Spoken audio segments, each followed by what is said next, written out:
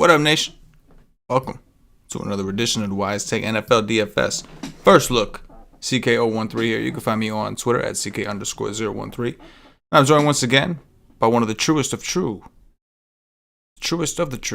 OGs, Patio Joe. You can find him on Twitter at Patio Joe Ref. Joey is joining us from Monday Night Raw. What's happening, Joe? Not much, man. It is week 6 already, right? Week 6. Yeah. I'm joining you from Stamford, Connecticut today on WWE Ring. Vince McMahon was very gracious in letting me broadcast from the ring. I'm pretty sure we will be having live cuts at some point of the night. So we have some surprises for everybody. So, but yeah, I'm doing well. It's week 6 already. I mean, I can't believe it. Week 6. We're through 5 weeks. We just had a strange week, right? The pricing came out late because the schedule changed. So DraftKings, I know initially they released the pricing early, and they had like the Cardinals at the Jets and what the schedule was supposed to be. But obviously no Thursday Night Football this week because of the COVID situation, and now we have a whole different schedule. We got certain teams that weren't supposed to have their buys that are now on buys, and teams playing different teams. So it's definitely been a strange year. And like you said, man, with all this madness, I think it's all helping. All the craziness is helping to like speed the season along, because you blink and we're already in week 6, man. Pretty wild. Shout out to Patio Joe though, currently 5-0 in cash games. I'll let your boy Joey.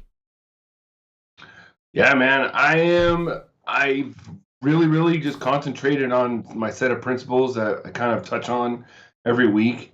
And, to say that you kind of just like, obviously I'm 5-0, so I'm feeling good, but I've made like a commitment to go heavy in cash games this year and less in GPPs, because I wanted to have a better feeling at the end of the day when, hey, I won $100 instead of, well, I broke even, you know what I'm saying? Like, I won my cash games, but my GBPs didn't hit, so I basically just broke even. And then you have one week where you don't hit anything, and then you lose everything. You know what I'm saying? So I'd like to just keep building that bankroll, and that's what I've really been doing the first 5 weeks. I've been sticking with the principles, and basically sticking with my goal of just cash games and trying to be as disciplined as I can, and it's paid off. And, hopefully you just keep going, and you don't really, you can't really like put your finger on, what's the difference, except for that I'm just sticking to my set of what I'm going to do every week. And biggest thing is I try not to stack in cash. I don't try to have like receiver and running back. And even last week, the common build was CeeDee Lamb and as well as Zeke and Mike Davis with Bridgewater. That was the common build that all the trains had. I had Davis and Lamb and still cashed because I got different other places. So if those don't hit, and Zeke, if Dak was healthy, Zeke might not have the game that he had. Maybe Dak's throwing more, you know what I'm saying? And it's better for Lamb instead of Zeke, who obviously took over that game towards the end of the game. So, it's just what I've been sticking to, and I'm just continue that feeling and move on to week 6. So, if you're playing cash games, stick with it and try and just keep to what you believe is working. And if you're playing GPPs, keep throwing shit at the wall and see what sticks. Yes, but that's the thing. Like, I feel like you have to choose what type of player you're gonna be, unless you have like an unlimited bankroll. You know what I'm saying? Like, if you want to be a GPP player, you could go be a GPP player. Don't really play cash then. It's just not you're not gonna see that big win unless you play $500-$600 in cash every week. You need to play those. If you need to get that feeling that you're winning or stuff like that to play GPPs, then that's what you do. Agreed. 100% agree. I mean, it is what it is. If you're worried about win percentage, then cash games is really what we should be focusing on. And if your goal is to more risk less and win, like, something significantly higher than what you risk, then obviously tournaments are for you, but don't really take into account your win percentage, because the bottom line is in tournaments you need to be getting different. You need to be taking chances. And sometimes you're going to swing and miss. It happens. Similarly to cash games, how it sounds like to me, what you're basically saying is you're not overthinking it, right? You have your set rules, your set process, and you're just not overthinking it. In tournaments, not that I want people to overthink it by any means, but that's where you're going to take your chances. That's where you're going to try to get cute and try to do things that are a little bit different. And if you're rewarded, great. But again, you're taking game theory plays, even if you will. You're taking sometimes plays that have a lower probability of hitting. And you're doing that for the sake of ownership and for the potential ceiling or upside it has. Like Miles Sanders, for instance, people were rewarded by playing Miles Sanders despite the fact that he was in a terrible matchup. But he was really low owned, and he had one big play, and then he had another rush in from like the 1 yard line. That was like all he did, right? So it was a bad matchup, but they're broken plays. These are human beings playing a sport. There's going to be broken plays. So something like that, the probability of Sanders doing what he did probably wasn't high. But he ended up coming through, and those who did play him in tournaments got rewarded. So I'm with you. I think depending on really like playing to your strengths and be honest with yourself. I think that's a big thing. Cash games have never been a strength of mine. Like I've tried. I've wanted to go that route. Cash games have never been a strength of mine. Sometimes I have a little bit of an issue. Recognize like not overthinking things in cash, and But then there are some who, like you, Joe, have been very successful with it. So it's really like a combination of, you want to enjoy what you're doing, but if your goal is to actually make money, you need to cater your contests and your style to what actually you're good at, and I think it's important. Mm-hmm. And I found that you don't need that Claypool hit to win a GPP. Yes, the guys that are going to win the million, those are the guys that win the MME, is the one that hits the Claypool. But I found that all you got to do is take, the chalky game, or take this in GPPs and just tweak it just a little bit. Just turn the dial just a little bit differently. Instead of playing the top two options, you play the third receiver and the cornerback or stuff like that. That's how you get off the chalk, and you could still play that big game. But yeah, my biggest successful week is I kept almost like a chalky core and just turned a little bit other of the plays. You know what I'm saying? Like had another good low owned plays, and that's what really did well in a GPP that I did well in. So it's not like brain science. I think we do try to overthink things sometimes, and sometimes you hate it. The people that come in there that don't know shit. Well, I'll just play this guy, and this because I like them. And they wound up hitting, and it's so frustrating because we spent all this time on it, and and they, In the words of I went to multiple high schools. One of my high school baseball coaches, it's not rocket surgery. Was one of the famous quotes by him. Don't remember his name. With that, though, it didn't last very long on the team. With that said, but not for baseball related purposes, injury related purposes. Anyway, moving on, Joe. We are going to dive into Week 6. Those of you who are new to the channel, welcome. Appreciate you coming aboard. We do all kinds of DFS content on our channels, on Twitch, on YouTube. Make sure you're following, subscribing, notifications belling on all of them. And please, if you can, like the video. The likes go a long way, really help us out, allow us to continue to do what we do, which is drop dirties on YouTube, Twitch, Podbean, iTunes, all that good shit. So please hit the like button. And we're going to go through this first look game by game as we always do. Now, the projections are not fully... they're more raw than ever right now because obviously we haven't had the salaries just came out, so I haven't had a chance to really refine them. So I'll be making adjustments as we go regarding injuries. But full disclosure for those who are following along on the video formats, the projections are very, very much a first draft. Have not gotten a chance to really adjust them because again, salaries just came out today. With that said, let's get right into it. We got the Chicago Bears, Carolina Panthers. We have a 44 total. Carolina currently 2.5-point favorites at home. And Joey, start off with the Chi-Town Bears. Yeah, the Bears, I think you're kind of looking at David Montgomery in this spot. Carolina doesn't really stop anybody. We saw Todd Gurley have a good game last week. If Chicago is actually dedicates to the run and gives a commitment to the run, I feel like at 5,900 on FanDuel, the volume that he gets is great because he's also picking up anywhere from 5 to 6 targets a game. Last 2 weeks since Foles was the starter, he's had 14 targets on top of 10 rushing attempts, and he hasn't really done much, but volume is what you need, especially in cash games. At 5,900, he's somebody you have to look at because he could fall in the end zone, and they're going to try and control that game in Carolina and run the ball, hopefully. So I don't mind him. And then Allen Robinson is probably the other option I'd look at. 7,000. He's actually a good price. He's getting targets above more than 10 targets in the last 3 weeks. And the other two weeks, he had 9 targets apiece. So he's getting the work. He's getting the looks. And at 7K, he has a really good floor. We just haven't seen that ceiling game. But like I said, at 7K on FanDuel, I will definitely look at him in my player pool. But that's it for the Bears. Yeah, David Montgomery is the standout, right? On FanDuel, like you said, 5,900, phenomenal price. But on DraftKings, really good price too at 5,800.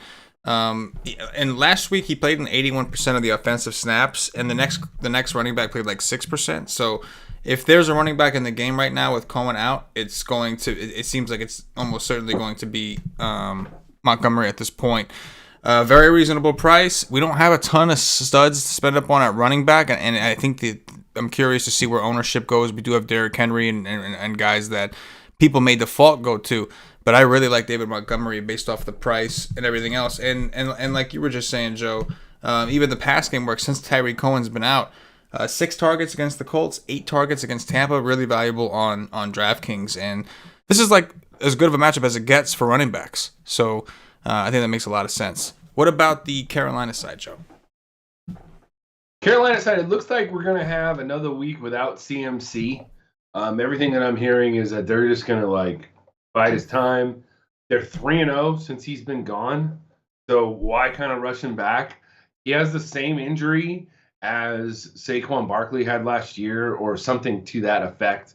So they don't want to rush back. They knew how Barkley, it took them at least 5 to 6, weeks more to he didn't feel like he was healthy till the end of the year. So that makes Mike Davis at 7,500 another great play. We've seen what he's done, and he has done nothing but what we have expected from CMC. Since he's been the starter, he's gotten 20 points almost, or he's averaging a little bit over 20 points in the last 3 weeks. He's getting, like I said, he's getting all the targets, all the carries. If CMC is out, he is a way to get into this game at 7,500 if you want to play. In cash games, it's not advisable to play both running backs from the same game. It just doesn't seem like that. It's not a good correlation. I'm not necessarily opposed to that. If it really fits your lineup and what you like, I don't mind that. But that's the one guy that's sticking out to me right now. Robbie Anderson, DJ Moore, obviously is fine, but the Bears are pretty good secondary, so I'm off of the passing game and stuff. It's pretty much Mike Davis as that. I think maybe if you wanted to pay down at a defense, I could see the Carolina defense because Chicago doesn't put up a lot of points. But in the same aspect, Foles doesn't make a lot of mistakes either. He'll throw it away. He's a smart quarterback. So I'm pretty much just looking at Mike Davis from the Carolina side. Yeah, I agree. I think 7K for Davis on DraftKings. When you look at the pass game work he's gotten, like you said, he's been Christian McCaffrey light. He's performing. He hasn't even given us a ceiling yet, which is kind of scary when you think about it. So the matchup is not, I think, great perceptually, but it is actually kind of good. They've been more of a run funnel type defense to a degree. They're 6th against the pass DVOA, 17th against the run. Obviously, at this point we're entering week 6. We have a decent sample at this point. And again, the pass game work is pretty ridiculous, especially if we figure there's going to be good coverage on guys like Anderson and DJ Moore and Samuel.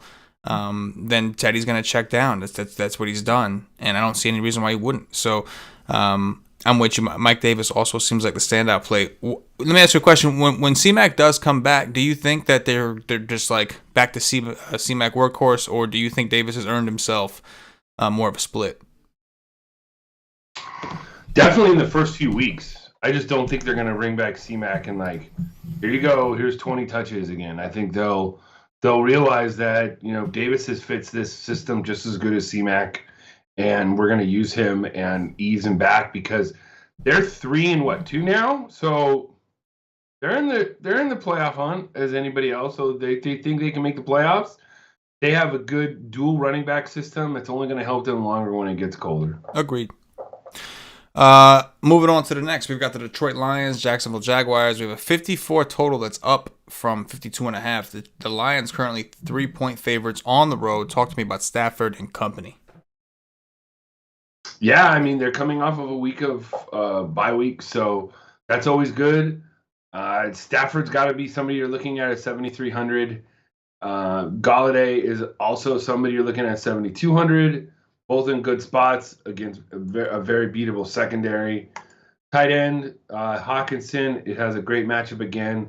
He's in that 5,700 range to where if you don't want to get beat, it's pretty easy. I feel like this week there's a very, very chalky, there's just a chalky option that everybody's going to go to. We'll get to him in a minute.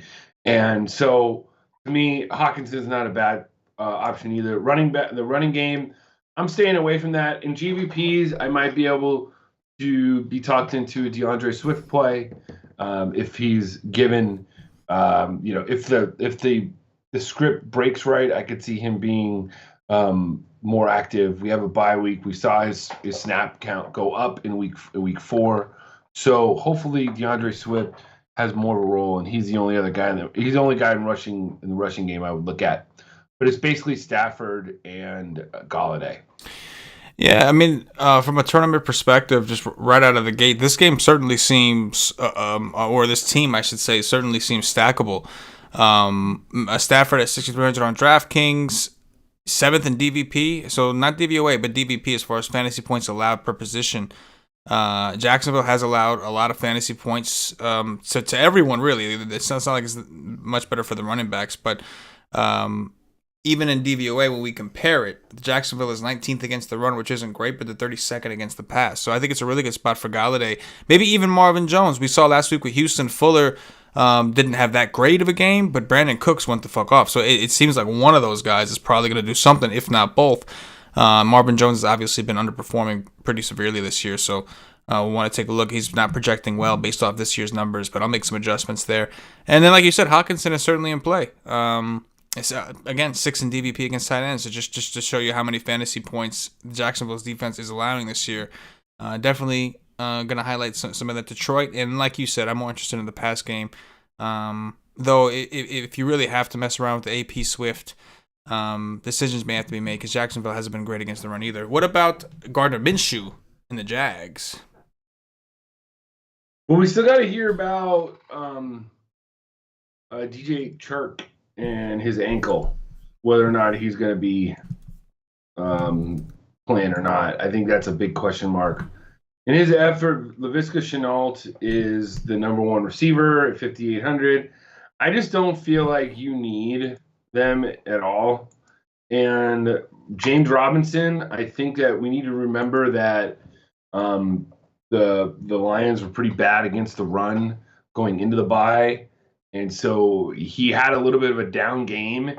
So I think that it's a spot to where if you wanted to play him at 6,500 on FanDuel, I wouldn't mind it because I think he'll lose a little bit of ownership this week because of last week. He was in a good spot against Houston. He didn't do it.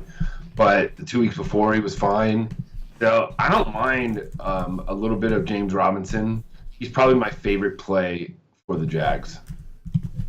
Yeah, I agree. Especially if Chark is out. The last time Chark was out, they threw the ball a lot to James Robinson, and I think that if Chark is out, obviously Shenault is certainly going to get a boost. Keelan Cole out of the slot will get a boost, but I definitely think Robinson will also share in some of that.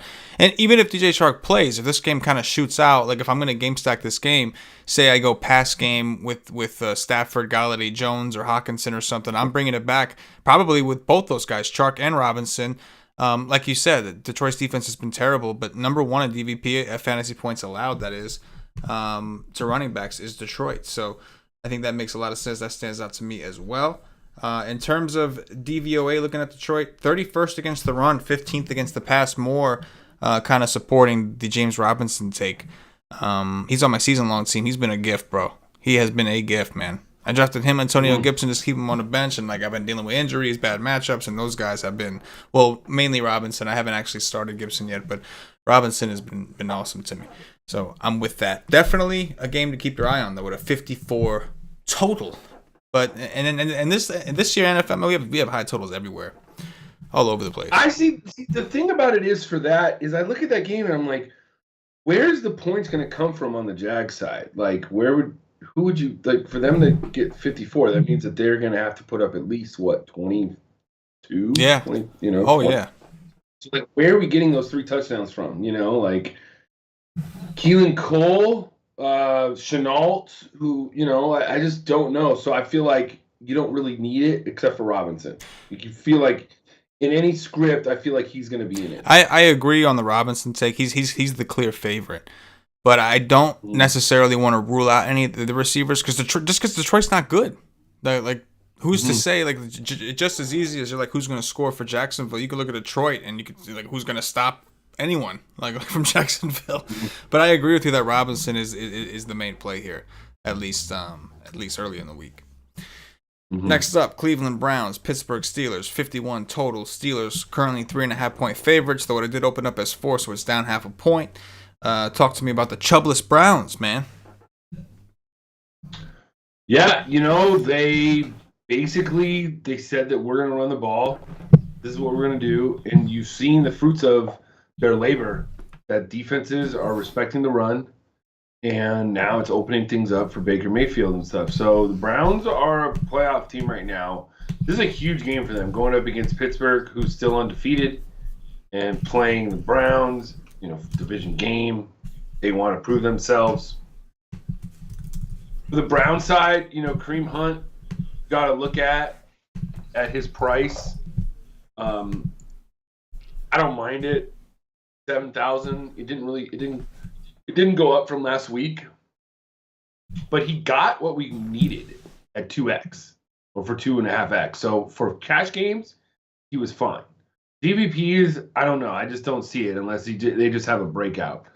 I'm not really into Dearness Johnson. He got his touches, but the game script's got to go right for him to really be a part of that offense. So the run game there, I think you could go with Odell, if you wanted to, maybe look into Landry in the slot, but I'm really not on the Browns this week. I feel like I'd be kind of just off, and I think it's going to be a dirty game. Yeah, that's what I would think going into it. I was surprised to see a total that high and a spread. Well, not so much the spread, but I was a little surprised to see the total that high, especially with as much as Cleveland tries to run the ball. You would figure there'd be a clock. And Pittsburgh likes to run the ball as well. But I do think that the Cleveland defense is not that good this year. They really have not looked great. And so I guess like maybe the Browns are in a situation where they have to kind of go and they have to pick things up. Even looking at pace, the Browns are currently 12th in pace and Pittsburgh's like 7th. So the game does project to play fairly fast. I'm with you on the Kareem Hunt take. I think some people may try it, and I understand it with the role he's got now. But I'm not buying into because Sanders had a big game that Steelers are a team who want to attack on running backs. They're 28th in DVP. Again, if you look at it, man, he had that one big play. He did get a touchdown from the goal line, so he had 2 touchdowns. But he didn't do much aside from that. So I do tag that up a little bit to variance, if you will. And I think the pass game is really where I want to focus more. Yeah, Pittsburgh actually first in DVOA against the run, 16th against the pass. So like you said, Odell Beckham, certainly interesting. Landry out of the slot are a couple guys that I think I'm going to focus my attention. Pittsburgh has actually allowed a lot of fantasy points to wide receivers. 4th in DVP fantasy points allowed to wide receivers. So I think there could be something here. I'm not interested in Baker, but I think there's something here with the receivers, one of Odell or Landry. Depending on price, game theory, all that good shit. Talk to me about Big Ben and the Dirty Steelers. Yeah, now this is where I feel like Ben is on the short list of quarterbacks this week, even though he doesn't provide much rushing upside. He's still, at 7,600, he's just like 20 points a game. Like, kind of like exactly what you want for cash games. He's not going to kill you. He's going to get you out there. He's a decent price. So if you don't really want the running quarterback, which I don't know, we can talk about it if we want that or not. He's at home. He's playing a very beatable defense. We saw Cleveland. Cleveland gave up 30 points to Rivers, who, my arm's better than that. Ollie's arm's better than that. So I just think that Ben this week is in play. Connor, I could go with in a GBP setting as like a pivot because I think Hunt will probably be more popular, but Connor's fine with that. But we did see Anthony McFarland get the first carry of that game. They like Anthony McFarland. So, I think James Conner's arrow is pointing down at this point. Now, in the receiving spot and the receiving thing, if Deontay Johnson plays, Claypool is a fish play. If Deontay Johnson's out, which he might be out, then Claypool becomes an interesting option. If anybody expects that to happen again, you're wrong. It's just not going to happen. Juju is, I think, for his price, there's just better options that I don't need to go to. If you wanted to and you're doing if you're stacking, that's fine. Eric Ebron also has another great matchup. So if you're paying out a tight end, you have to be looking at his spot. And then Baker, we all know Baker can take sacks. We all know that he can throw interceptions in past years. So the Pittsburgh D is in play at 4,500. I just like some other defenses better. Yeah, I'm with you on the Big Ben take, man. Cleveland's been bad against. They've allowed a lot of fantasy points to the pass game. They've been pretty much a pass funnel type defense, and so I would agree with you on the Connor take as well. I'm okay with him just for game theory purposes, but I'm not super high on him. I do think that Ben, we know his home and road splits. Ben at home. And even the Claypool take, man, I think Deontay Johnson is expected to play as of right now, so we'll see what happens. Apparently, he took like a nasty hit in the back, but I think Tomlin said he expects that he'll play. So if he's in there, Deontay Johnson is now cheaper than Claypool. And I agree with you. I think that with Claypool last week, I think it was more of a matchup thing. I think that they found a matchup they consistently liked, and they just kept attacking it. I do think Deontay Johnson and Juju Smith-Schuster are still the target leaders here. Juju I kind of like from a game theory perspective. I just think people that are going to spend about receiver aren't really going to want to settle for Juju. I think they'll want to go either above him or take one of his peers around the same price or even cheaper. But Johnson at 4,900 I think is in a phenomenal spot if he plays. Again, Cleveland has been getting sauced by receivers, man. And to be honest with you, I think Eric Ebron is certainly on the table again as well. 4,100 on DraftKings. Cleveland's had real issues over the middle, which like now that I mention it, it probably is a great spot for Juju. But I still like Deontay at 4,900. But a lot to like on the pass game here for sure, Joe. A lot to like against the Browns. Next up, we got the Denver Broncos and the New England Patriots. We've got a 45.5 total. Patriots currently favored by 10. Joey, talk to me about Denver. Boy, man, there's really nothing to like, I don't think. We'll probably get Drew Lock coming back this week, and if not, we're going to be getting Brett Rippon. So I don't really like that. We also have Philip Lindsay coming back to muddle things for Melvin Gordon. So that kind of screws that up. Melvin Gordon's actually had some really good games in New England when he was with the Chargers. So I wish that, in some ways that he wasn't coming back, because just from a volume standpoint, Gordon is a good play. Receivers, it looks like we're going to get Gilmore back this week. That's what I've been hearing. And that's big for guys like Tim Patrick and stuff. And then the guy in the slot covering Judy, I just can't go there. Like, to me, just cross the Broncos off. You don't need them. There's nobody you need from the Broncos this week. I can't really make a strong argument for anyone either. Maybe Noah Fant for the sake of getting different at tight end, but the matchup doesn't look great. If he plays, that is right. If he plays, that's the thing. The matchup doesn't even look great, to be honest with you. New England's been good against tight ends so far. I just don't see a reason that you would need anyone here outside of maybe the running backs, in which the matchup still isn't great. So I'm with you. As of right now, it's hard to get too excited for any one of these guys, except for ownership, man. Like, again, from a tournament perspective and ownership, yeah, these guys are going to be really low owned. Drew Lock showed some sort of upside last year to a degree. Hasn't really shown it this year, but he's been hurt. So, got to cut the guy some slack. I'm cool with just kind of glancing over this and maybe readdressing it on Friday during our Y stream. Let's go to the New England Patriots. Yeah, I think the one thing that sticks out right now with the Patriots is the D.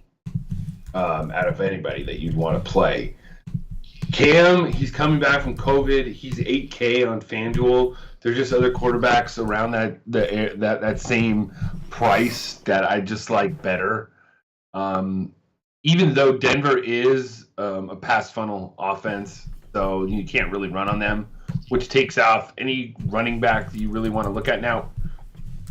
A couple weeks ago, I was kind of like, Damian Harris was 4,500 going into this week before it got canceled, and I was like, okay, well, min price, volume, stuff like that. He's 5,600 now. I just don't think it's going to happen. So, and if you will probably drive yourself crazy if you try and pick which Patriots running back is going to be productive. And on the receiving side, Edelman, obviously, he's probably the safe play. He's trying to bounce back from a week ago where he didn't do very well. So I don't mind Edelman at 6,200. Probably more of a FanDuel play, in my opinion. But to me, it's the defense of the Patriots, and that's it. Yeah, I think you make a really good point with Edelman. Assuming Cam is back, Cam was just giving a ton of targets to Edelman. On top of that, the Broncos have been tough to run on. They're like dead last in DVP as far as fantasy points allowed to running backs. So I think Edelman is actually a really good call. 5,600, I like him as like a one-off from this game. Not to say that you can't take Cam. I mean, Denver has been bad against quarterbacks, so I think the Cam Edelman stacks are heavily in play. My biggest issue would be the bring back. Like you said, a little concern with having to bring someone back at all in this situation.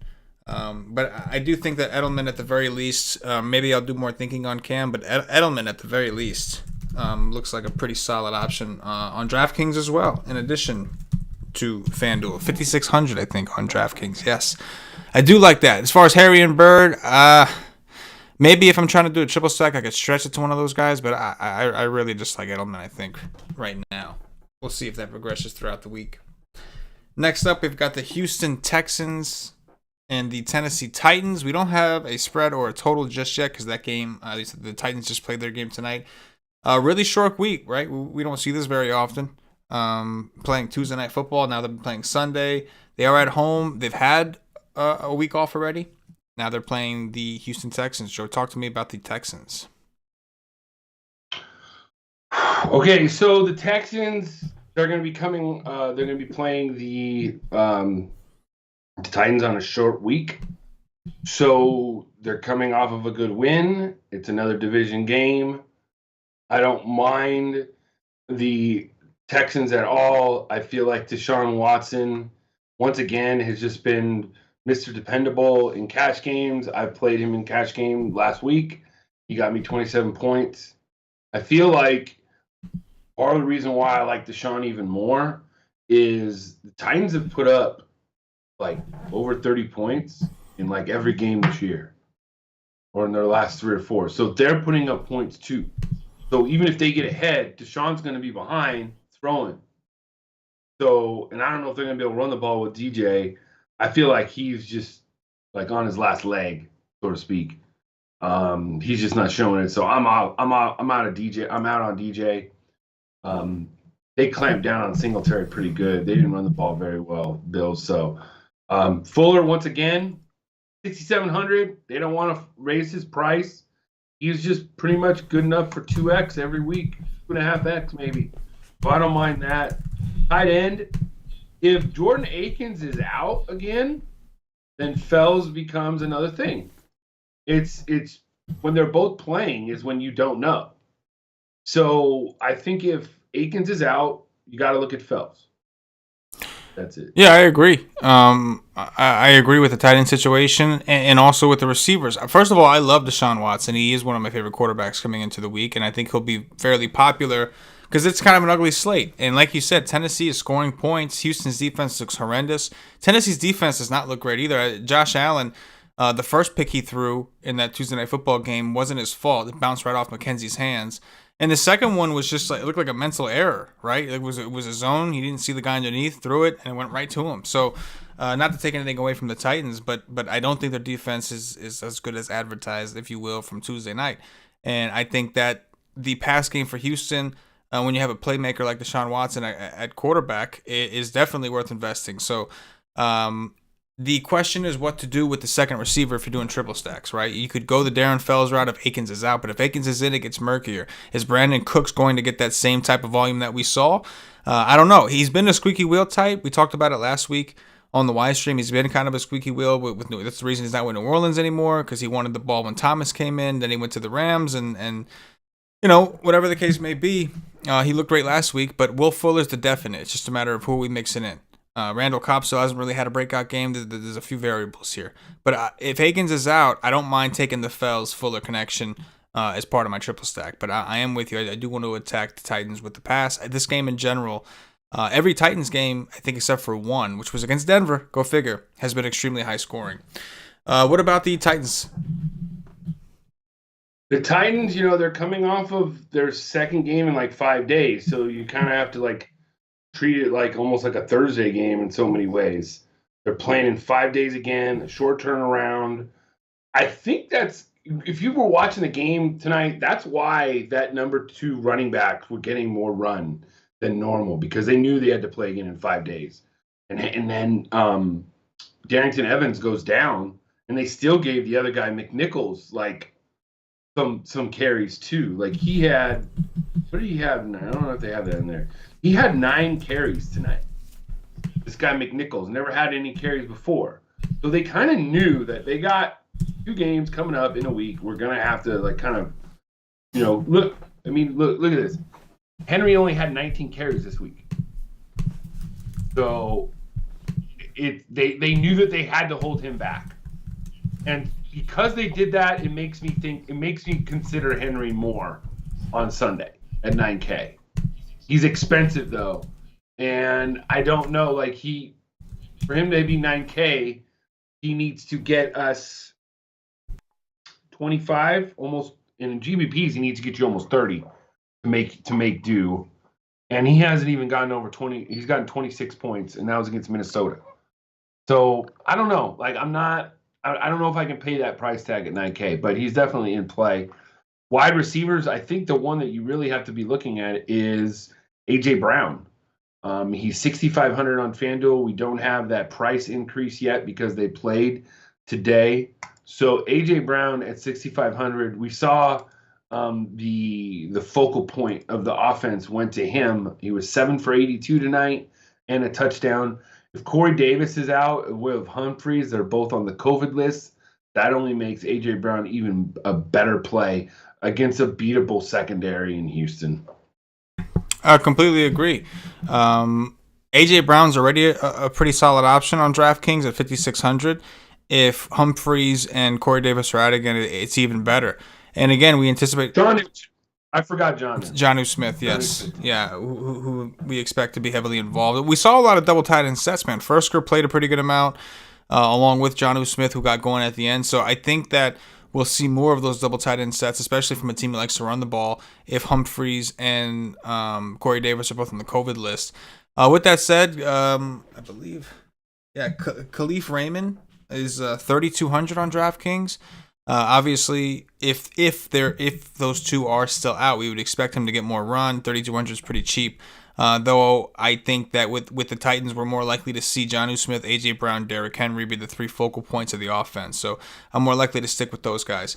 And there's a phenomenal spot for Henry, right? Houston's been awful against running backs. I know Robinson didn't quite get it done last week in a game that didn't fit the game script. He wasn't on a positive game script. They fell behind early.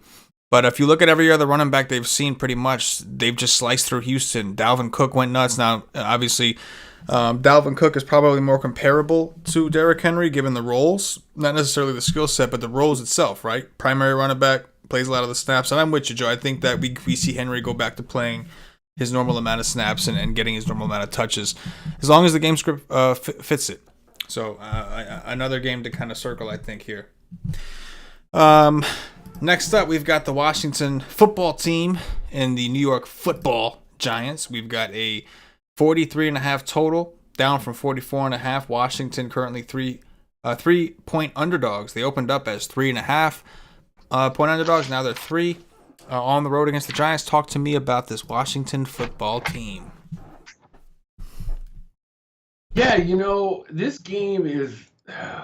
I don't think I've played a Washington player all year except for last week. I played a little bit of Antonio Gibson at 5,800. I had him as a core play on DK, and I even played him on my FanDuel cash team.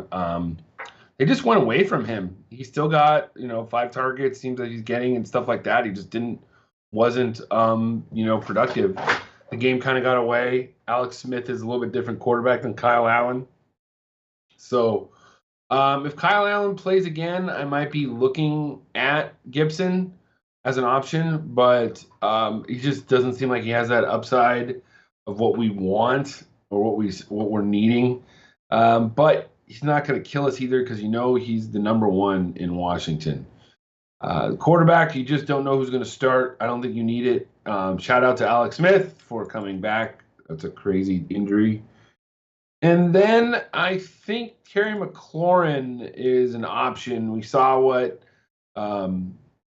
these Giants can be beat, especially in the slot. CeeDee Lamb just killed them in slot. But Gallup and Cooper can beat those guys. And McLaurin had an off week last week, so that will depress ownership. At 6,900, I think you got to look at him as a GPP setting. Tight end, Logan Thomas. I mean, honestly, you don't need it.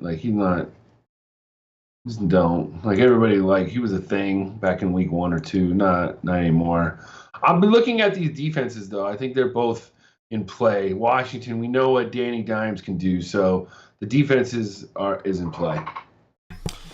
Yeah, man, I think I'm not really interested in Kyle Allen a ton, but because I actually do respect the Giants' defense to a degree. They've got a pretty good pass rush, and their secondary's done a pretty decent job for the most part for who they are and for the fact that they're struggling on offense. I do think this is a good spot for Antonio Gibson again. Like you, I played some Antonio Gibson last week and was very disappointed to see McKissick kind of really eat into his share. But I do think had Kyle Allen not gotten hurt, Gibson would have had even more targets in the pass game. Shout out to Alex Smith, as you said, for making his return. It was good to see him on the field. But I do like the idea of going back to Gibson. The Giants are pretty good against the run in terms of rushing, but they do give up a lot of receptions to pass catching running back. So I think Gibson could excel in that way.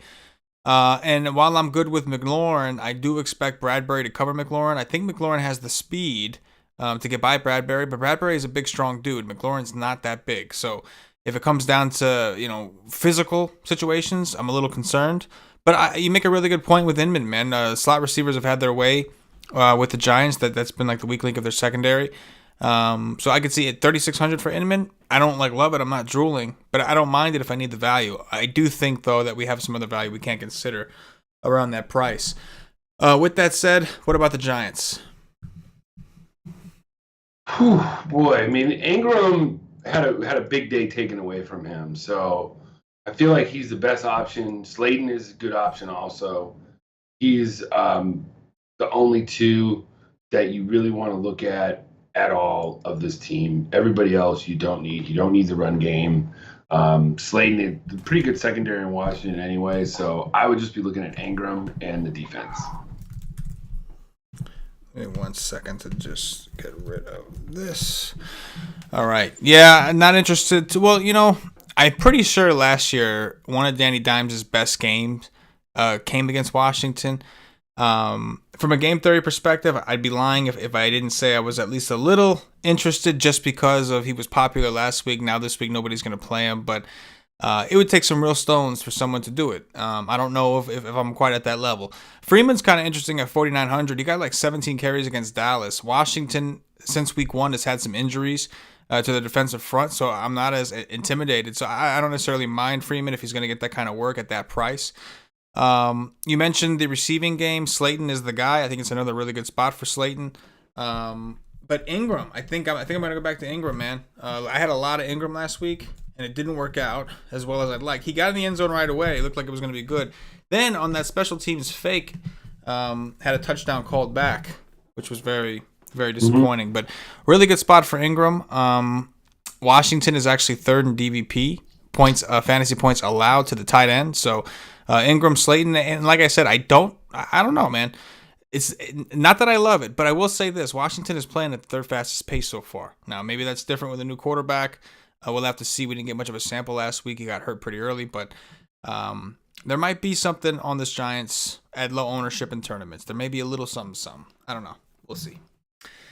Moving on, we've got the Cincinnati Bengals and the Indianapolis Colts. We've got a 46 total. That's down from 46.5. The Colts opened up minus 9.5. They're down to minus 8. Which, to be honest, I was surprised they even opened at minus 9.5 after the Browns kind of exposed their defense a little bit. Browns being the first actual decent offense that the Colts have played since, I guess, Jacksonville, who put up 27 points on them. Talk to me about Cincinnati. Thorough Joe Burrow, if you will. Joe Burrow is going to be going up against the number one secondary in the league right now in Indianapolis. You don't need him. Go to the next thing. Joe Mixon, I think he is fine, but Hunt, I just don't think that, he doesn't have really that good of a ceiling. He'd have to break off a run, something like, what Sanders did last week. He's probably a decent contrarian play, to be honest with you, at that price. He's right around all those other running backs that you kind of think are going to be pretty popular. So Mixon will fly under the radar. So if you're doing a lot of lineups, I don't mind Mixon. The receivers, to me, it's just Tyler Boyd or T. Higgins. AJ Green, I could see him being deactivated by start of this week or not playing this week. Did you see that that highlight on there was an interception? AJ Green just was running towards the guy to tackle him, and then once he saw that. Oh yeah, he just AJ. Yep, he didn't want it. He didn't want it. Really Yo, he did not want the smoke. He did not want the smoke, man. He didn't want it, man. That looks like a player who looks scared, man. That looks like a player who's scared of contact. That's what that looks like. Or just doesn't. Yeah, does not care. It's like, I am not gonna get this. Does not matter to me that much anymore. Like, he does not want to be there. Yeah. So I could see him not even suiting up in this game. Yeah. So to me, it's Tyler Boyd. It's T. Higgins. They don't even have that much of a ceiling. Move right on. Drew Sample needs to leave a blood sample to see if he's still alive because he is the biggest fraud. And then, that's it. Nope. I actually don't mind the Bengals offense. I'm not sold that the Colts defense is that good. Now, I made this mistake last week on the Y stream, and I talked about the Colts defense, and afterwards, Paulie and I were talking, and it just seemed like, who have they played? They played the Jets, right? They played. I'm sorry, not the. Yeah. They played the Jets. That was their big game. But just looking at their schedule, the Browns was really the first decent offense they played. They played Jacksonville, and they did not do well against Jacksonville. They lost 27-20. They played Minnesota in a situation where they kind of just jumped Minnesota out the gate. They beat the Jets up. They played well against the Bears, who every defense is playing well against the Bears right now. And the Browns were the first decent offense they saw, and they did. I mean, they gave up 32 points overall. I know some of that came because of the defense, and there were other contributing factors. But just looking at, it's not even so much Joe Burrow for me as it is Boyd and Higgins. Just thinking that, especially with a spread at 8 to 9.5, maybe they'll be throwing a lot because they're coming from behind. I don't think it's that great of a running back slate, so I think Joe Mixon, based off the usage he's getting, is worth a look. I mean, he's averaging 20 rushing attempts a game, and they've been involving him more in the pass work. So maybe there could be things to uncover. I agree that initially, and for cash games, there's really no point. I don't think anything here. But from a tournament perspective, there could be some plays worth hopping on. We did see Landry have a pretty good game out of the slot, which bodes well for Boyd, who's number one in targets on this team currently. And we also saw Odell, man. He had a few targets. Baker didn't connect with him, but if we think Burrow can actually deliver the ball, I'm not sold on Baker. I mean, I like his attitude. I think he's a pretty good game manager, but I'm not sold on his skill set just yet, at least. And I think Burrow is actually impressing me a little bit more with the types of throws he's making. So I think that Boyd and Higgins are kind of interesting. Mixon's kind of interesting. What about your ex, Phillip Rivers? Ooh. Boy, stick a fork in him, man. His arm is just done, man. I feel bad because I don't get to watch much of it, but man, it's bad. The guy you're looking at probably is Jonathan Taylor. Seems to be looking a little bit better, but I think even the rookie running backs have kind of underwhelmed a little bit. So the Bengals can be run on though, and they might not want to put Rivers in such a bad thing, so they might run the ball a little bit more. So hopefully he gets more touches and more looks and more targets. So I don't mind Taylor. Receiving options, T.Y. Hilton is fine, but he hasn't really done much. I just don't think that – I don't feel like Rivers can support these receivers like you want and you need to win at like a high-level GPP or anything like that. So you don't need any of them. The defense is fine. They're just highest on the slate at 5K. So if you can fit them in, great, but you don't need them. Probably other places you can go. Yeah, I agree. I mean, I know the Bengals' defense is not good, but after watching what Rivers has done, it's just kind of a hard sell. Part of me wants to like talk myself into Pascal or Hilton. I think more so Hilton for me. I don't love the 5K price tag, but he did have 10 targets against Cleveland last week. We know Hilton is most known for his home and road splits as well. This is a home game for the Colts. And again, if we're playing to the notion where I think this game may be more competitive than the spread lets on, maybe we do see Rivers have to throw the ball more than he's comfortable with. And without Campbell, it's really either the tight ends, which Cincinnati has not been bad against tight ends, or it comes down to these receivers. So I think that Hilton is kind of interesting in tournaments. Pascal actually is getting a lot of red zone targets, so I guess you could throw him in the mix. And everybody's dogging Rivers, bro. Everybody's dogging Rivers. So if Rivers... Oh, excuse me. Paulie. Paulie doesn't like talking about Rivers. Paulie's sleeping, everybody. And real quick... Paulie, wake up. You're sleeping again. What are you doing to me? You're hurting me. You're hurting my feelings falling asleep again. Paulie, help me out here. I don't want to be too loud. We want to wake him up. We don't. We want to keep it down and low. For those who don't know, for those listening on audio, Paulie D recently fell asleep during a live stream in which we broke down, I think it was the Monday Night Football game, actually literally fell asleep. And that screenshot that you see if you're watching on YouTube, and if you're not seeing this on YouTube, make sure you go over to the Wise Take Twitter. We did post it on the Wise Take Twitter. Paulie D literally fell asleep on a live stream because the man is just hustling himself literally to death. So shout out to Paulie D. Hashtag Don't Wake Paulie. Could we start that hashtag? Could we make that a thing? Don't Wake Paulie. Yeah. Hashtag Don't Wake Paulie. You know what I felt like when I saw this? When I first saw this, I felt like remember in the first Rocky where he takes that Adrian and he has to shout to Paulie. He goes, "Hey, yo, Paulie, your sister's with me. I'll call you later, okay?" Like that's what I thought of right there. Oh, I love it. Anyway. I love it. By the way, for those, we're almost an hour in, and I forgot to mention, we are doing a giveaway this week. So stay tuned to the end of the show. We'll announce the giveaway. It'll be a Twitter giveaway. It'll be something a little bit easier than what I tried to do last time. So stay tuned for that at the end of the show. But yeah, moving on. Hilton's kind of interesting to me. Maybe we get some pass game work. This game in general could have some tournament appeal, if you will. And we're moving on, though, to what looks like, what should be the most popular game of the night, or at least some plays in this game should be the most popular. The Atlanta Falcons and the Minnesota Vikings. We have a 54.5 total, down from 56.5. The Vikings currently 3.5-point favorites at home, despite likely being without Dalvin Cook. Joey's talked to me about the winless Atlanta Falcons, who just fired their coach and GM.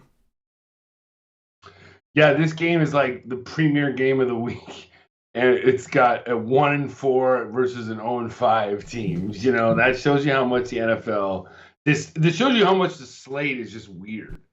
So, you know, with the Falcons, Matt Ryan, he is just starting to erode by our very eyes. So at his price, I mean, nobody's going to play him. So I feel like you could play him, and he's got a decent matchup. We saw Minnesota has a bad secondary. There just has to be the right scenario for him to do really well. It seems like he's just been missing passes left and right, and just I feel like if you're going to play either of those quarterbacks, they're close enough in price now that you might just want to go for Cousins. Running back, Gurley's got a decent matchup at 6,800. He's fine. He was actually like the number 2 or 3 running back on the slate last week. So another weird slate at his price. You kind of got to look at him if you're gonna get that. I think it's kind of a way to get off of the chalk would be to play somebody like Gurley this week, because I feel like out of all the running backs, he's going to be the least owned. Receivers, Julio's got to be looking if he's coming back or not. I don't think, they're really just kind of playing it safe with Julio, so I'm not sure if he's going to be coming back. So Ridley at 8,600 is a little pricey for me. I'm a big Ridley guy. Even in this game, I feel like if I got 8,600 to pay for Ridley, I have 9K to go up for Devontae if he's going to be healthy in that game. Because Devontae Adams, I think, has a higher ceiling and is going to be featured more and has a better quarterback and just a better atmosphere and everything, even if it's a tougher matchup. So I don't mind Ridley. I just feel like he's too expensive. Tight end, Hayden Hurst, proceed with caution. If he doesn't get in the end zone, he's going to kill you. So I don't really like him. And then obviously the defense you're not going to play. Yeah, I think I'm going to treat Ridley similarly to what you said. We actually do have some pretty good receivers to spend up on this week. So I think that Ridley I'll treat as like my bring back for my Minnesota teams or game stack teams as a pairing with Matt Ryan. I agree with you. Even on DraftKings, he's $200 cheaper than Adams. So in a one-off scenario, I feel like I want Adams. I think this is a better matchup. Don't get me wrong, in a better situation, but I don't think it matters with Adams. Matchup, none of that shit matters. Like Aaron Rodgers is going to find a way to get him the ball. Not to mention, Adams is coming back to a situation where Lazard, the number 2 receiver, is out. So I'm with you from that perspective. I do like Ridley, but I think I'm more likely to use Ridley in stacks with Matt Ryan or as a bring back in Minnesota Viking stack teams. So I'm with you there. Olamide obviously busted his chalk on DraftKings at 3K. I don't mind trying to go back and seeing, as long as assuming Julio is out. But I just don't think he's a huge ceiling type player. But the value is there if you do want to use him to help get you a Ridley. Like if you're doing a triple stack with Matt Ryan, Calvin Ridley, he's a nice little value play to help correlate and also limit some of the high cost to Ridley. So I'm good with that. What about the Minnesota Vikings? Yeah, this, at least for me as a cash game player, is going to be the dilemma all week that I'm going to have to kind of toy around with. I'm not saying I would never stack in cash, because there's always exceptions to the rule. So this week, you got to be looking at where ownership's going to be going. And I feel like on DK, Madison is out for me in cash. But on FanDuel at 7K, he's chalk city in my mind against Atlanta. He's going to be playing. He's going to be the starter. He's going to get the bulk of the carries. He's going to get the goal line carries. Boone will come in a little bit. But Madison's going to be the man. Dalvin Cook light, sort of in my mind. He's kind of the same runner. So I love him. But the guy, I like Thielen more in a cash game setting against this terrible secondary more than I like Madison, in my opinion. I'm not sure who's going to be higher owned. Probably Madison. But this might be a week where I might play both, because they're just in too good of a matchup. If you think this game's going to shoot out, where is it going to go? The obvious chalk options are those two. Now, the guy that's going to get lower ownership because of kind of a dud last week is Justin Jefferson. He was in a good matchup and didn't do very much. 3 for 23. He's in another good matchup this week. Nope. less people will go to him than would have. But I like Jefferson as a definite. And if you're going to do a GPP stack, you have to have Jefferson in there because I feel like his ceiling is higher than Thielen's, or we saw what he can do. Thielen is very much more constant. He's not going to kill you, but Jefferson has got the higher ceiling. And then Irv Smith sort of came to life last week. So if you're doing a lot of stacking this game, I feel like he's the tight end option.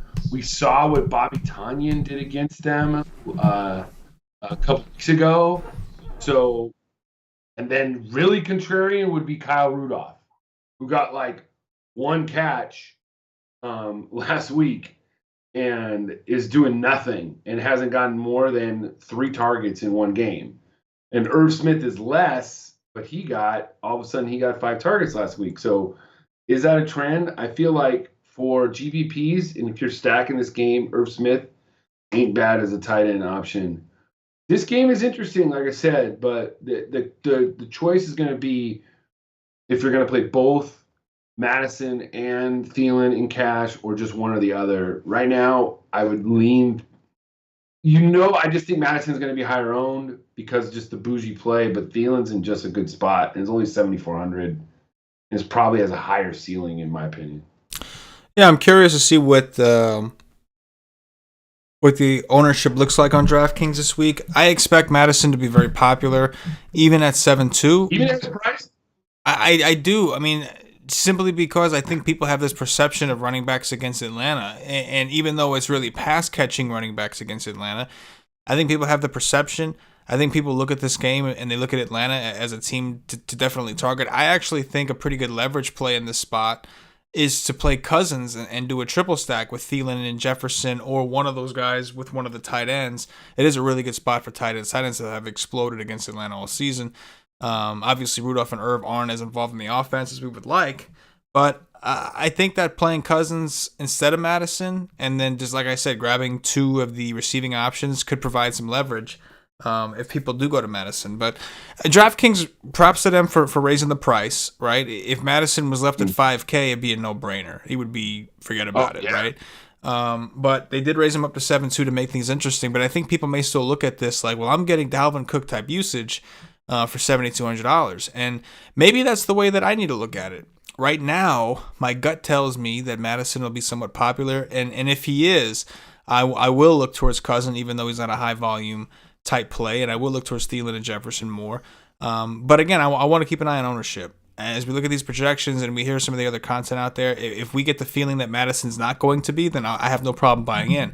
But if my initial thought is that Madison's going to be popular, I've got too many reasons in my head. 1 being he's not involved in the pass game. 2 being Atlanta's actually been pretty good against the actual run, like rushing yards. And 3, how bad they are against the pass. They're absolutely horrendous. Wide receivers, quarterbacks, tight ends, all scoring monster fantasy points each week. So I do like the Vikings offense coming into it. We'll have to see where ownership takes us, I think, for tournaments. But like you said, Joe, in cash games, it definitely seems like there's plenty to like in this game alone. See, here's the thing on DK, Madison's the 5th highest running back. Mm-hmm. On FanDuel, he's the 10th. Right. Yeah. So there's a little bit of difference. Like when this game is crazy because if this would have been a normal week and the Titans and Bills didn't play and the salaries came out at normal times, Madison would have been 5,500 or less because Dalvin Cook played in the Sunday night game. And as well as I do, the salaries would have been out during the Sunday night game before Cook got hurt. Right. So the salaries would have came out. Madison would have been crazy chalk. They waited to put out the salaries. Now Madison is priced, I think, accordingly on both sites in so many ways. Like when I heard Madison was going to be starting, I'm like, they're going to put him right where they put Hunt last week, and that's exactly where they put him. They put him at 7K. And what brought me onto Hunt on last week was, like you said, you're getting an $8,000 running back for 7,000, and I think that's what you're getting in Madison this week. It's like Chubb was an $8,000 money back. You had Hunt last week. Now you have Madison for Cook. So That's why Madison is going to be very popular. You're going to get that production for the discount. Yeah. And it's funny because it's like people were hesitant to jump on Mike Davis on DraftKings specifically because, it's not Christian McCaffrey, whatever. But essentially what we saw was he's getting similar work to McCaffrey. So it's like you wouldn't want like 70-80% McCaffrey at like a fraction of his price. Is essentially what it comes down to. And when you put it that way, Joe, like if Dalvin Cook was playing, I would like Dalvin Cook in this spot. So maybe, maybe I got to see. It comes for if someone playing only tournaments, it comes down to ownership. So I'm gonna want to see where the field is before I make any final decisions. But it does seem like there's some leverage opportunities with the passing game, and specifically with Kirk Cousins, who people don't like to play for good reason.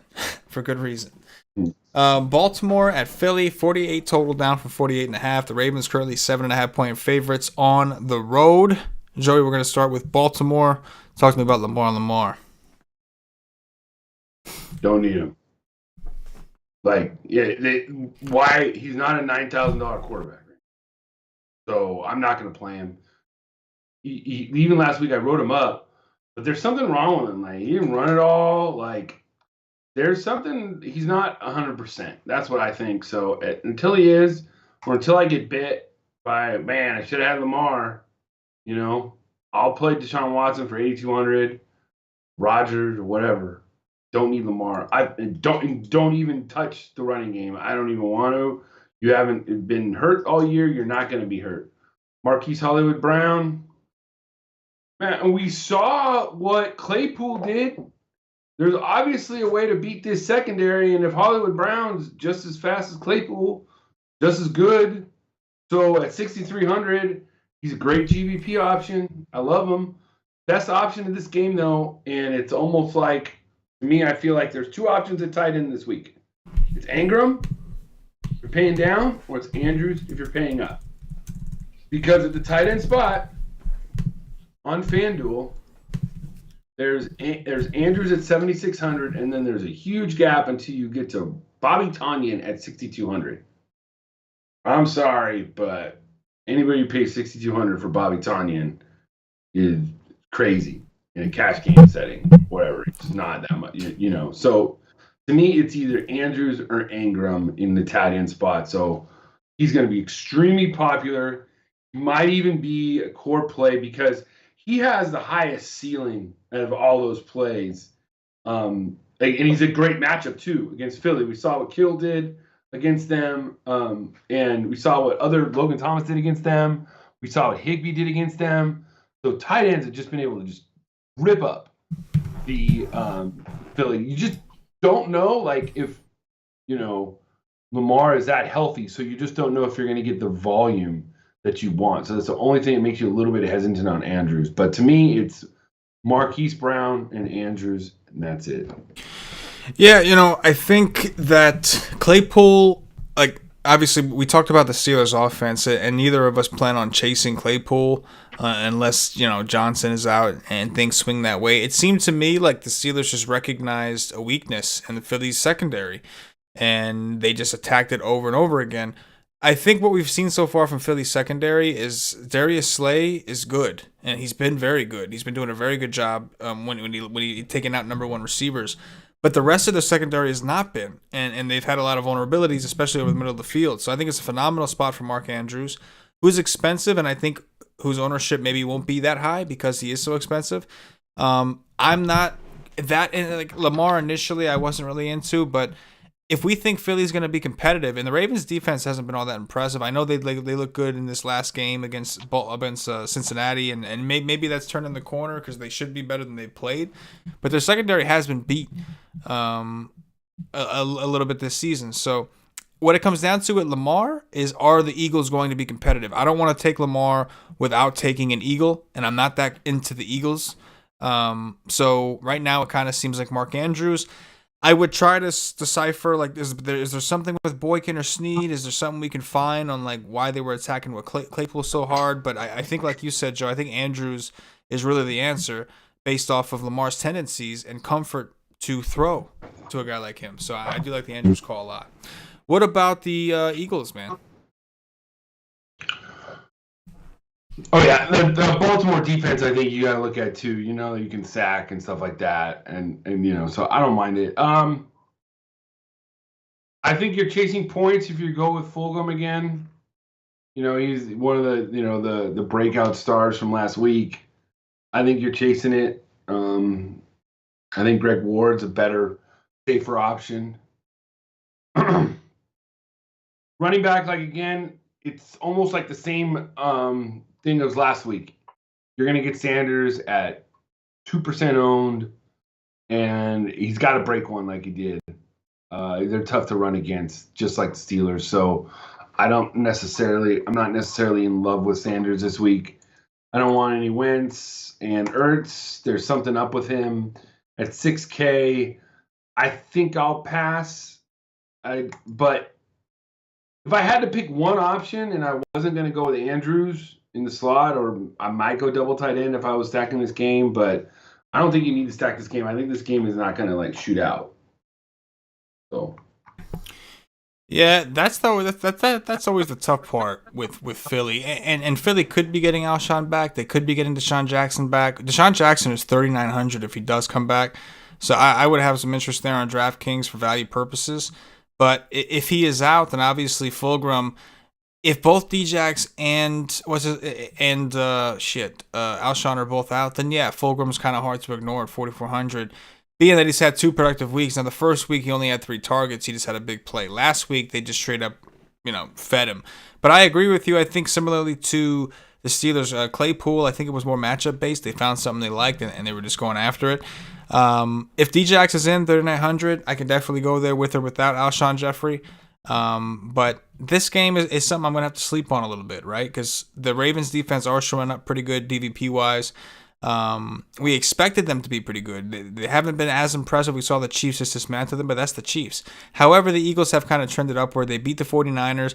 They didn't win against the Steelers, but they did put up points on a very good defense, and now they're at home. So I do feel like there's some stuff that we want to explore here before ruling things out from a tournament perspective. Next up, into the late games, Joe, we've got my New York Jets, who just released Le'Veon Bell, because that's what Adam Gase does, man. He just comes in and he destroys teams. That's what he does. We got a 47.5 total. Jets currently 8.5-point underdogs on the road to Miami. They were supposed to play, I believe, the Chargers. Instead, they will be playing the Dolphins. Joe, talk to me about the New York Jets. Yeah, I feel like there's one player you play from the Jets, and he's pretty safe. Crowder.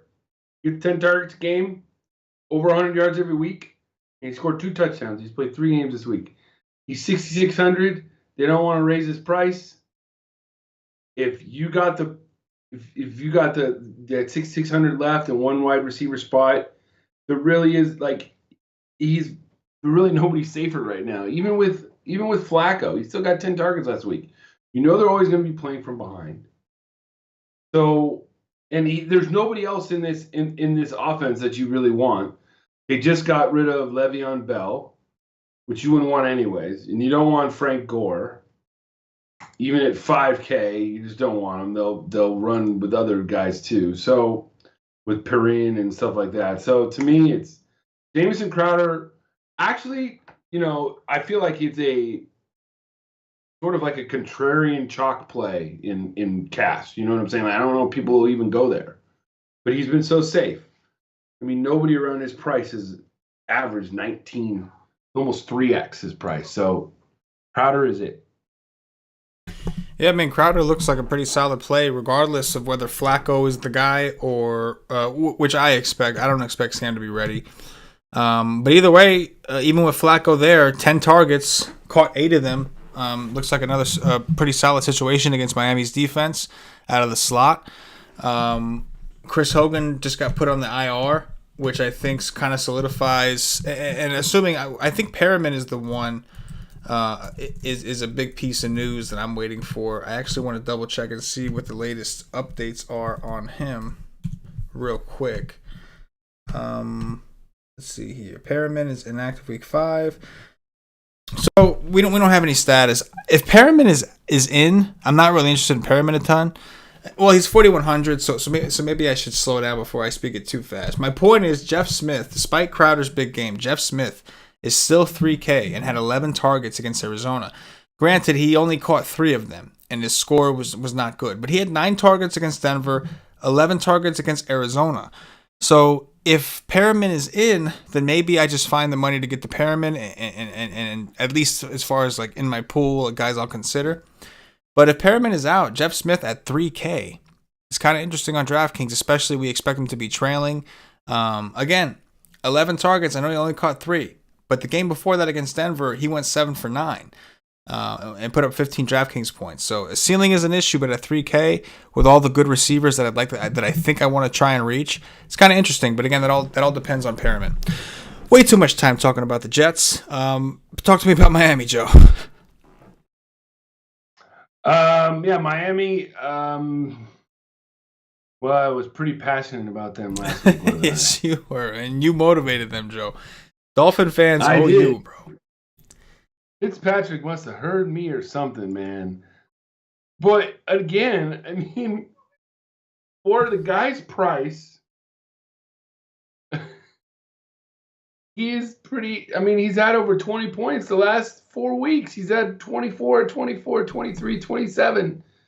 And now he's got a defense that can stop the run and lets up the pass. So at some point, you got to start thinking either play Fitzpatrick till the wheels fall off, and then that means be 2 a time. But I don't think it's going to be this week. They're going to keep winning. Brian Flores is the coach of that team. He's a good coach coming from Belichick tree. So I don't mind Fitzpatrick at 7,400. At some point, you got to just take notice that the guy's producing, and you're going to have to play him. The running game, you don't need any of it. I just don't. You don't need it. No, just don't even look at it. Even the receivers too. I just don't really know where goes on it each week. It's kind of goes, snip, snap, snip, snap, back forth. So I don't really Parker, Williams, Gesicki. So I'd rather just play. If I was playing cash, I'd rather just play Fitzpatrick naked. You know what else about Fitzpatrick is that he actually provides a little bit of rushing upside too. He's had 16 yards, 47, 38, 12, and 18. So he gets you over 40 yards. That's an extra touchdown pass. So I like that.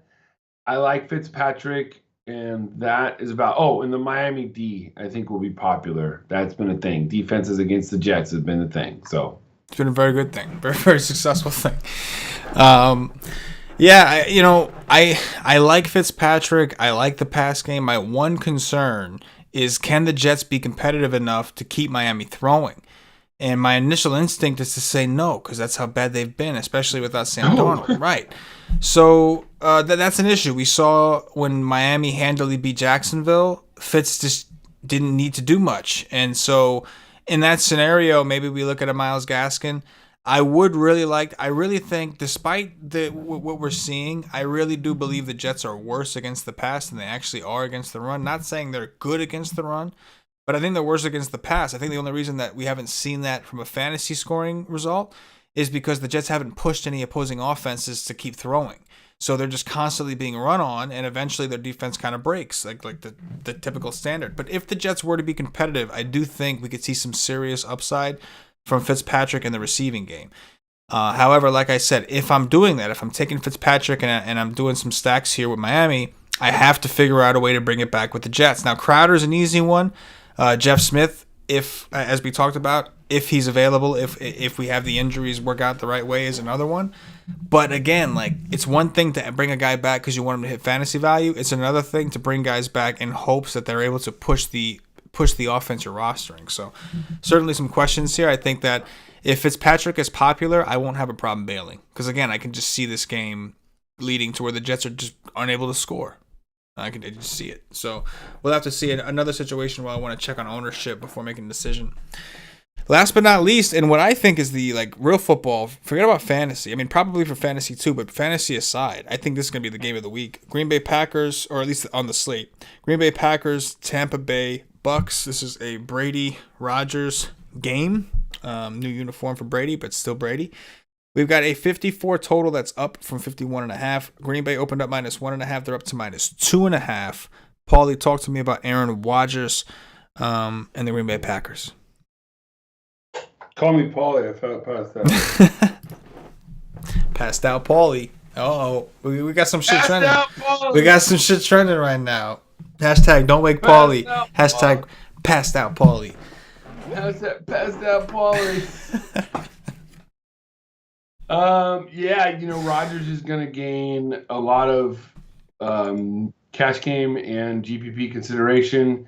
He's 8,400, but he's gotten almost 30 points in 2 of 4 games this year. He's got a decent matchup. Tampa Bay secondary can be beat. We saw Herbert do just fine against them a couple weeks ago. Rodgers is better than Herbert. But I feel like he's on the short list of cash game quarterbacks. Aaron Jones is a good contrarian play off of Derrick Henry this week. They're priced around the same. But I think Devontae Adams will be the chalk play if you're going to get any of this game. He's expensive at $9K. Coming off of a hamstring, you always know that those can pop up. That's the thing with those soft tissue injuries. So I would just heed warning, and it might be enough to maybe fade him this week. I'm not sure. Like I said earlier, if you have enough to pay up at that point, you probably can get him. But I don't know if you're going to have that much to pay up. And then at tight end, Bobby Tonyan is, I think you're 100% chasing points if you think he's just going to roll out there and do what he did. And at 6,200, he's way too overpriced for my thing. So I'll fade that easy. Yeah, I think I have interest in Rodgers. He's extremely expensive, and he's not a rushing guy by any means. But the upside is massive in terms of touchdowns. I agree with you with Tampa's defense. I think there's going to be a real big test. But my favorite play from the Packers is probably Aaron Jones. I do like Devontae Adams in this situation, but I do think that the Bucs do have a pretty good defense, and they'll try to game plan for Adams. Not to say it'll work, but I think they'll try. Where Tampa Bay's been weak all the way around is against pass-catching running backs. So I think this is a situation where even with Adams back, we're still missing Lazard. Pretty much got Adams and Marquez Valdez-Scantling, who hasn't looked all that great even without Adams. So I like the pivot call with Aaron Jones, especially on DraftKings, a PPR site. I can see the receptions kind of rolling in there. And then, Adams, of course, is a phenomenal play, right? Like, it's just a matter of if you think, what your thought level of Tampa is. But looking at the total of this game and the Packers being favored, it tells me that Vegas doesn't really seem to be afraid of this Tampa Bay defense, and I'm not either. I think this game has definite shootout potential, could be the game of the slate, and I really want to see where ownership falls here, man, because you got to get through the Minnesota Falcons game. And we talked about a few decent games with high totals before you can actually come here, which is, there's only 2 late games, and this is one of them. So I'm very curious to see where we are from an ownership standpoint. And I'm with you on Tonyan. I think I was really big on him on the Monday Night Show, or whatever it was, on that Showdown show we did. I talked about Tonyan and the captain, all that good shit. That was simply because Atlanta's terrible against tight ends and because of all the injuries, no Adams, all that shit. It was simply a matchup. I don't know if I'll ever play Tonyan again unless he's in a matchup where the team is terrible against tight ends. And that was that situation. Not so much this time around. So I'm looking at Adams. I'm looking at Aaron Jones. Maybe Marquez Valdez-Scantling. Maybe he finally has a situation where he does well with Adams back. And I think Rodgers is certainly in consideration. What about Tom Brady and the Bucs?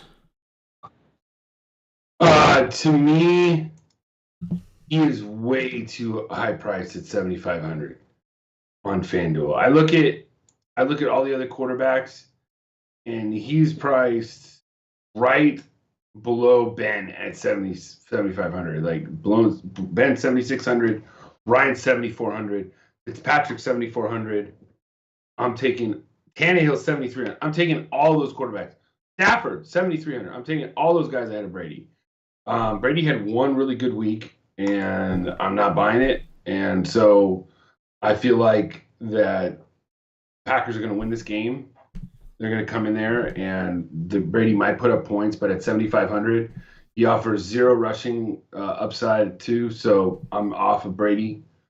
Running backs, Looks like Leonard Fournette will be back this week, which will kind of screw up Rojo's kind of ceiling or even floor too. You just don't know, even though he's done good the last 2 weeks.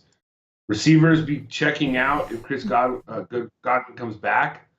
If he doesn't, Mike Evans is a good play because much like, Adams, there's really nobody else for Brady to throw to. So he provides a good floor and a decent ceiling too. And then tight ends, you don't need Gronk or anything like that.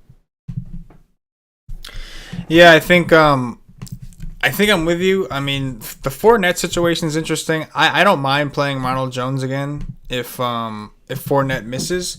I know that he was at practice in some limited capacity, but he didn't have a brace on, so there is potential that he comes back. If he comes back, it kind of fucks shit up. He's 5K, maybe take some shots in tournaments, but really you're hoping he's out and you get Ronald Jones, even though he's 6K. I don't like the price. It's a phenomenal spot for running backs. Green Bay has been gashed on the ground going back to last year, maybe even the year before that. I don't even remember, but seems like a pretty good spot for the running backs, especially if Godwin is also out. If Godwin is in, I do like Godwin or Evans. Just got to figure out which one. I'm with you on Brady. Right now, I'm not terribly interested in Brady. I think I'm more interested in the running game or just grabbing a receiver, depending on who's available. But this is a game that, like, right now, it's like I'm having a hard time seeing it, having a hard time liking it. But I think I want to find a way to like it. I want to find a way to make it work. And maybe when we get some news throughout the week, that'll help me make some decisions. But it's got a really high total. I like the fact that it's late. I expected to have lower ownership than some of the other games out there with high totals. And we have two of the best quarterbacks ever play this game, and some pretty good skill players, right? Devontae Adams, Mike Evans, Chris Godwin. Jones, there's a lot to like here. It's just a matter of, what fits, and that part could be more difficult. That is going to do it, ladies and gentlemen, for the game-by-game breakdown. Real quick, again, please hit the like button, subscribe to the channel. We are doing a giveaway. The giveaway, we're going back to the originals, going back to Twitter. $25 giveaway, giving away a free $25. All you have to do is go find our Twitter at @wise_take. Make sure you're following us on Twitter. And then what we're asking you to do is find the tweet. It'll be pinned by the morning, so most of you will be watching this that day. It'll be pinned up there promoting this specific show as we try to get the Wise Take Nation's name out there. Listen, the bottom line is the more people that know about Wise Take, the more people that watch, the more people that join our community, the better Wise Take, the more resources Wise Take will have to improve our shows, improve our projections, improve our content, everything. So it all works hand in hand. Please do your part. If you do appreciate the nation to help push us out there, at the very least, push our free content out there, and show the world, what the nation is really capable of. So we appreciate you guys. That's why we're doing these giveaways. We're giving away $25. Check out our Twitter for more information. We will do a drawing on Saturday, as per usual. I would have done a YouTube contest, but there's no Thursday Night Football anymore. So I was going to do it based around Thursday Night Football, but they got rid of that. So we're doing the Twitter this week, $25. Make sure you go follow us on Twitter at @wise_take for your opportunity. With that said, Joe, anything to close on before we get up out of here, bro? No, man, just let's keep grinding. Let's keep this win streak going. Let's go to 6-0. That's what I'm saying. Join the nation. Get the Cash Game article. Let's do it. That's right. Patio Joe writes the Cash Game articles. You can check it out at wisetake.com for those of you subscribed. Come check us out, man. We have week passes. We have ways you can try the content out. More importantly, at the very least, take advantage of our free content, which is right here on our YouTube channels, iTunes, Podbean, Twitch. Make sure you take advantage. Hit the notifications bell. Don't miss out. And again, hit the like button. And please share. Share the show as much as you can. It really helps us out. We really appreciate it. And your efforts will help keep the Wise Take Nation rolling and help keep our free content free, if you know what I mean. For Patio Joe, for myself, the entire Wise Take Nation, as always, good luck. Peace. Yeah.